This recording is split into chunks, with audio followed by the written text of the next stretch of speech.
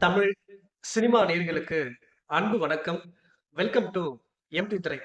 இந்த ஷோல டெக்ஸ்டர் அப்படிங்கிற தமிழ் திரைப்படத்தினுடைய ரிவ்யூ தான் நம்ம பார்க்க போறோம். இந்த படத்தை இயக்குனர் சூரியன் இயக்கியிருக்காரு. இந்த படத்துல ராஜீவ் கோவிந்த், யுக்தா பர்வி, சித்தாரா விஜயன் மற்றும் பல நட்சத்திர பட்டாளங்கள் இந்த படத்துல நடிச்சிருக்காங்க. இந்த படம் எப்படி இருக்கு? இந்த படத்தினுடைய கதை என்ன அப்படின்னு சொல்லி பார்க்கலாம் வாங்க. காதலர்களா இருக்கக்கூடிய நாயகன் ராஜீவ் கோவிந்த், அதே போல நாயகி யுக்தா பர்வி, இவங்க திருமணம் செய்து கொள்ள வேண்டிய சூழ்நிலையில நாயகி யுக்தா பர்விய ஒரு மர்ம நபர் கடத்தி கொடூரமான முறையில கொலை பண்ணிடுறாரு.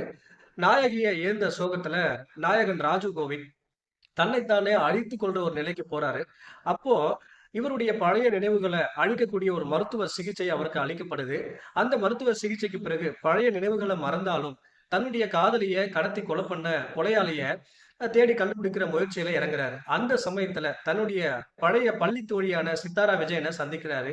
தன்னுடைய பழைய நினைவுகளை மறந்து தடுமாற்றத்தில் இருக்கக்கூடிய நாயகன் ராஜீவ் கோவிந்துக்கு தன்னுடைய பள்ளி தோழியான சித்தாரா விஜயனுடைய நட்பு கிடைச்சதன் மூலமா தன்னுடைய சகஜ நிலைமைக்கு திரும்புறாரு. அந்த சமயத்துல மீண்டும் தன்னுடைய பழைய பள்ளி தோழியான சித்தாரா விஜயனும் ஒரு மர்ம நபரால கடத்தப்படுறாரு.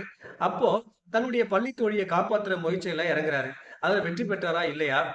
அதே போல நாயகனை சார்ந்து இருக்கக்கூடிய நபர்களை யாரு கடத்தி கொலை பண்றாங்க, எதுக்கு இதெல்லாம் பண்றாங்க அப்படிங்கிறத ஒரு சஸ்பென்ஸ் நிறைந்த த்ரில்லர் படமா சொல்லக்கூடிய திரைப்படம் தான் இந்த டெக்ஸ்டர். இந்த படத்தை பத்தி அலசணும் அப்படின்னா, இந்த படத்தினுடைய நாயகன் ராஜீவ் கோவிந்த், அதாவது தன்னுடைய காதலி மீது வைத்திருக்கக்கூடிய அன்பை ரொம்ப வெறித்தனமா வெளிக்காட்டுறதா இருக்கட்டும், அதே போல தன்னுடைய காதலிய இழந்த பிறகு சோகத்தை வெளிக்காட்டுறதா இருக்கட்டும், ரொம்ப நேர்த்தியான நடிப்பை வெளிக்காட்டியிருக்காரு. அதே போல சின்ன சின்ன வேடங்கள்ல நடித்து வந்த அபிஷேக் ஜார்ஜ் இந்த படத்துல வில்லன் கேரக்டர்ல நடிச்சிருக்காரு.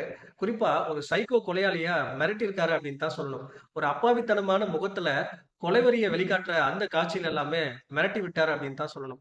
அதே போல இந்த படத்தினுடைய நாயகி யுக்தா பர்வி தன்னுடைய அளவுக்கு அதிகமான கவர்ச்சியை இந்த படத்துல வெளிக்காட்டியிருக்காங்க. குறிப்பா ஐயோ அப்படிங்கிற சாங் ஏன் சீக்கிரம் முடிஞ்சிருச்சு அப்படின்ற மாதிரி ரசிகர்கள் எல்லாம் ஃபீல் பண்றாங்க. அந்த அளவுக்கு கவர்ச்சிய அளவுக்கு அதிகமா வெளிக்காட்டியிருக்காங்க. குறிப்பா காதலிய இழந்த காதலன் வருத்தப்படுறதை விட ரசிகர்கள் தான் ரொம்ப அதிகமா வருத்தப்படுறாங்க. அந்த அளவுக்கு கவர்ச்சியை வெளிக்காட்டியிருந்தாங்க.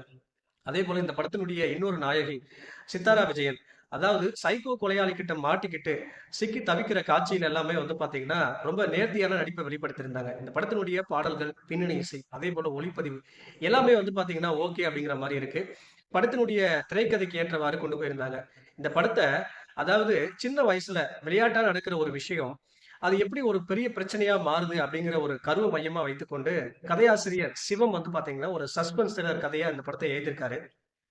சிவத்தினுடைய கதைக்கு திரைக்கதை வசனம் எழுதியிருக்கக்கூடிய இயக்குனர் சூரியன் ஒரு சஸ்பென்ஸ் த்ரில்லர் கதையா இருந்தாலும் இதுல காதல், கமர்ஷியல் அப்படின்ற ஒரு ஒரு சில விஷயங்களை ரொம்ப அளவா கையாண்டு சுவாரஸ்யமான திரைப்படமா கொடுத்திருக்காரு. குறிப்பா படத்தினுடைய ஆரம்பத்திலேயே ஒரு லவ் சாங்க ரொம்ப கலர்ஃபுல்லா எடுத்து படு கவர்ச்சியா கொடுத்திருக்காங்க. அதன் மூலமா பார்வையாளர்கள் திரைப்படத்தோட ஒன்றிடுறாங்க. அதற்கு பிறகு அடுத்தடுத்து சைக்கோ கொலையாளியின் கொடூர சம்பவங்கள் நடக்குது. அதை தொடர்ந்து நடக்கக்கூடிய சம்பவங்கள ரொம்ப சுவாரஸ்யமாகவும், விறுவிறுப்பாகவும் இந்த படத்தினுடைய திரைக்கதையை கொடுத்திருக்காரு இயக்குனர். குறிப்பா சீட் நுனியில உட்கார வச்சிருக்காரு. மொத்தத்துல இந்த டெக்ஸ்டர் படத்தை நீங்க தாராளமா ஒரு முறை பார்த்து ரசிக்கலாம். இந்த படத்துக்கு நான் கொடுக்குற ரேட்டிங் 5க்கு 3. அடுத்த விமர்சனத்துல சந்திக்கிறேன். நன்றி, வணக்கம்.